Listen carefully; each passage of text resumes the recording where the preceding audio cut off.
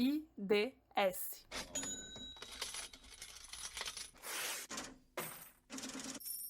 Senhoras e senhores, a partir desse exato momento eu tenho o prazer e a satisfação de informar a todos os presentes que vai começar a...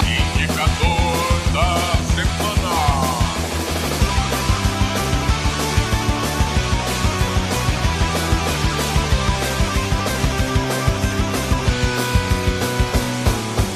Olá, boa noite, senhoras e senhores, sejam bem-vindos a mais um Indicador da Semana, o nosso programa semanal de revisão das grandes notícias, as notícias de impacto, as notícias relevantes, em que eu e o Lucas aqui a gente vasculha toda a internet e destina toda essa informação toda nasquelas notícias que foram foco, naquelas notícias que ficaram um pouco fora do radar e traz esses destaques para vocês, um podcast pílula, fácil de engolir e bem descontraído. E aí, Lucas, tá a fim de começar hoje? Muito boa noite, sejam bem-vindos, senhoras e senhores. Para mim é muito bom estar aqui com o meu caro amigo Fábio, podendo discutir sobre assuntos que a gente gosta. E hoje eu vou falar sobre um tema que já é recorrente aqui no Indicador da Semana, que é o financiamento imobiliário. E antes de falar sobre esse indicador, eu vou dar só para ter uma ideia, eu vou falar um pouquinho dos números. Mas eu não vou entrar muito a fundo nessa parte. Um pequeno recap. Um pequeno recap, exatamente.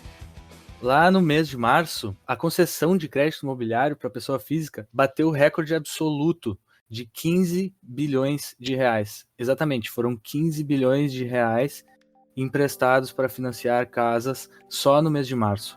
Nossa. E isso ocorreu por vários fatores, né? Mas acredito que o principal deles seja, que já foi discutido, as taxas de mercado que acompanharam a queda da Selic. E por mais que não tenham acompanhado de maneira proporcional, qualquer pequena movimentação nessas taxas de financiamento pode causar um impacto muito grande nas parcelas de longo prazo. E o indicador que eu vou falar hoje, que me chamou a atenção durante a semana e que me levou a trazer esse assunto no podcast, no Indicador da Semana, é o IVGR. O Índice de Valores de Garantia de Imóveis Residenciais Financiados. Ele é um nome bem comprido, né? Mas eu vou explicar um pouquinho o que ele é. Tá faltando letra dessa sigla aí, hein?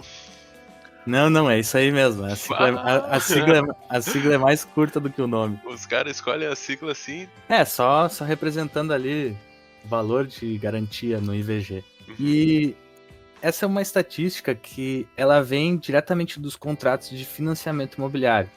Então, só contrato assinado, não é uma sondagem, não é também, como é que se diz, uma estimativa. É só a partir de contrato assinado, são dados concretos.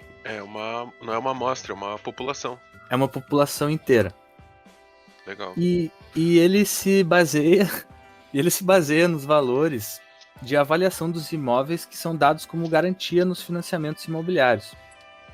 A partir desse indicador, é possível estimar a tendência dos preços de longo prazo dos valores dos imóveis residenciais no Brasil. E o que a gente pode ver, olhando esse indicador, é que ele está no maior patamar já visto na história desse país, e ele também cresce a mais de 10% ao ano. E eu não estou querendo dizer que a gente está chegando numa bolha imobiliária ou estamos vivendo um cenário apocalíptico, nem nada do tipo. Oh. Mas a gente,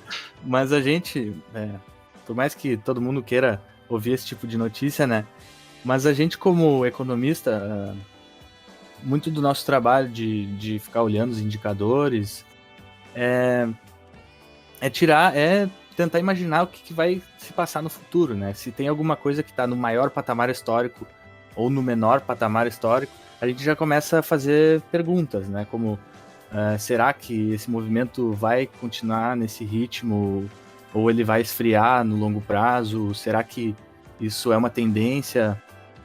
Ao meu ver, eu acho que é bem possível que esse cenário continue nesse ritmo de crescimento por conta das condições favoráveis que a gente está vendo agora, como a reabertura da economia e o juro que, por mais que ele não esteja diminuindo mais, ele ainda está num patamar que é favorável, que é muito favorável em comparação ao que a gente já viu historicamente.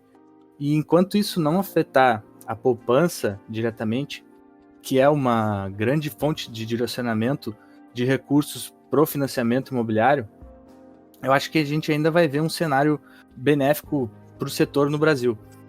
E é um setor que se destacou durante a pandemia e tem espaço para crescer e para se desenvolver. Não necessariamente significa que ele vai sofrer um colapso daqui a pouco e tá tendo muito crédito. Pode ser, sim, pode ser que isso venha acontecer, mas acredito que ainda é muito cedo para fazer esse tipo de relação. Aí fica a critério de quem está nos ouvindo, né? Eu tô preocupado só se isso não é uma distorção de mercado, né, causada pela queda abrupta de juros que teve lá atrás, né, e agora uma alta, né, galopante da taxa de juros, sabe, e eu me pergunto quem é que tá comprando, né, quem é que tá fazendo esses investimentos, porque é estranho, né, tu ter esse atingimento de máximas históricas desses índices durante a pandemia, né, então eu me pergunto se esse é um movimento que é causado pela queda das taxas de juros, e aí foi um movimento de todo o Brasil, né, independente da classe, né, um movimento horizontal, ou se é um movimento concentrado numa parte, uma demografia bem específica da população, né? Porque se a gente vê, se isso é decorrência direta da taxa de juros e não for um movimento mais nacional, a gente provavelmente vai ver uma distorção, né? Que isso é uma distorção de mercado e ali na frente o setor tanca, né? Ele cai muito. Não sei o que tu acha. Eu acredito que a taxa de juros é o principal influenciador desse movimento, porque por muito tempo as pessoas faziam financiamentos e as taxas não se alteravam, né? Então as parcelas seguiram iguais por um longo período de tempo. Agora que a gente está vendo uma diminuição das parcelas, quem acompanhava o mercado já sabia que era a hora de comprar, de investir no financiamento. Então acho que seja mais ou menos por aí. Agora, tem outras variáveis que podem afetar, e uma delas é a inflação. Tu trouxe um assunto sobre inflação hoje, né? Isso, eu trouxe um assunto sobre. Eu vou falar um pouco de inflação e vou falar também de energia, né? Porque aqui a gente faz aquele papel de policial bom, policial ruim. O Lucas falou agora de uma coisa boa que está acontecendo no Brasil, e eu vou falar da previsão de inflação neste ano, né? Em razão da crise elétrica, da crise hídrica.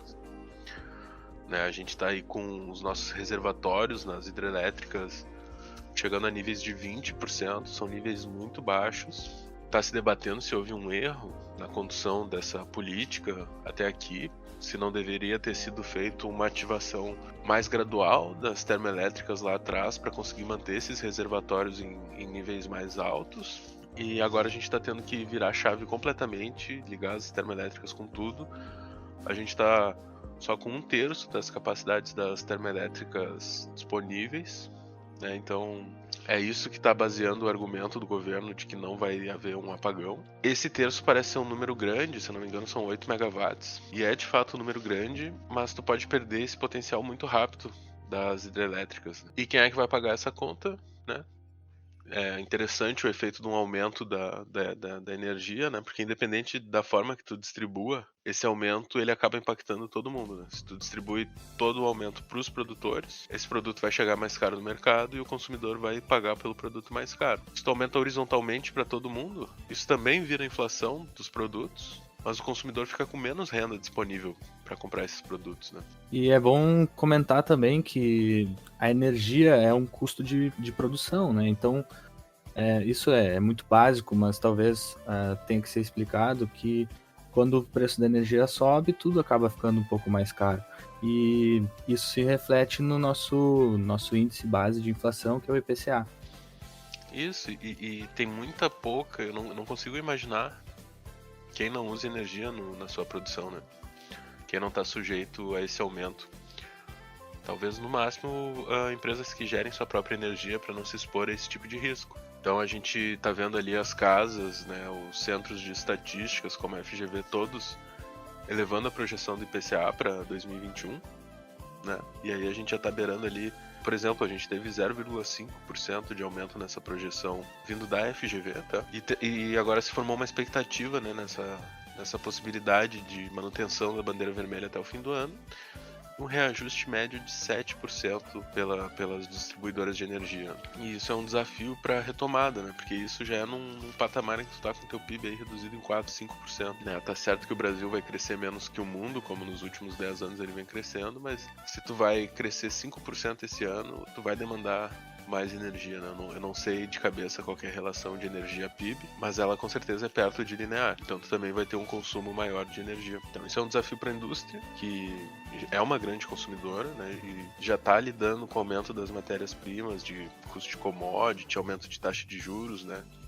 E aí tu pensa que isso impacta o capital de giro das empresas. Essas empresas estão muito ligadas a financiamentos. E do outro lado, os serviços também vão sofrer, né? E até serviços mais simples, como o salão de beleza, né? Que é, só para dar esse exemplo, é super intensivo em energia. E aí tu tem mais essa pressão inflacionária chegando no IPCA. Só que, por outro lado, esse aumento galopante da Selic, ele acaba tendo um lado benéfico, né? Tu atrai mais investimento em carteira externa. O Brasil começa a puxar mais investimento externo, porque os estrangeiros, os não residentes, começam a buscar essa Selic mais alta, porque tu vai ter lugar aí que tá com inflação de 1, 2, 3% e a gente pagando aqui 6%, previsão de chegar a 8, 9, 10%, ele tá vendo um ganho aí real brutal em relação aos investimentos que ele tem disponível na nacionalidade dele. E além disso, ou melhor, e com isso faz com que tenha um fluxo de entrada de dólares muito grande, né? E aí isso acaba trazendo para baixo o preço do dólar e barateando aí vários produtos estrangeiros, né? E aí, por sua vez, que tem um impacto na inflação, inclusive olhando pelo lado das commodities. É muito bem colocado. Acho que o preço do dólar não vai tender a cair muito, porém a gente já viu que está tendo um recuo. No caso, o dólar, ele acaba, a negociação do câmbio, ela é um retrato do que pode acontecer no futuro. Então a gente já vê esse adiantamento no preço. Isso, mas eu discordo, tá? Eu acho que essas variações que a gente observou no câmbio nos últimos 12 meses, 15 meses, se deve em grande parte à variação na Selic. Sim. Porque a nossa situação econômica e política não melhorou em relação ao resto do mundo. Em termos relativos, ela não melhorou em termos absolutos. E não teria motivo para investir em carteira aqui numa retomada que vai ser mais fraca que a média mundial. Sim, não teria incentivo nenhum mesmo. Eu tô atribuindo aqui, né, a opinião do Fábio, que essa variação cambial que a gente está vendo se deve à Selic, e se a gente for olhar para períodos anteriores ali, como a gente estava tendo Dilma 1, Dilma 2, que a Selic estava em 10%, a gente tinha um câmbio bem mais barato, né, ali na faixa dos 2, quase 3 reais. Eu acho que a gente pode se encaminhar ali, talvez um pouco mais alto, por essa deterioração econômica política. Mas acho que é um comparativo válido de se fazer, porque ali tu também estava tendo um risco político alto, né, em torno principalmente ali no governo do Dilma II, em torno de toda aquela instabilidade da questão política, né, a gente está conseguindo se colocar num cenário parecido, né? Sim. E da mesma forma que naquela época a gente tinha a Selic alta, se a gente subi-la novamente, talvez ela consiga ancorar o dólar em algum preço próximo dos 4, 5 reais. Mas aí tu toca num ponto interessante, né? Se a gente conseguir, né? Qual será o impacto disso nas finanças públicas? Mas isso fica para um próximo indicador. Eu sou o Fábio. E eu sou o Lucas. E até semana que vem.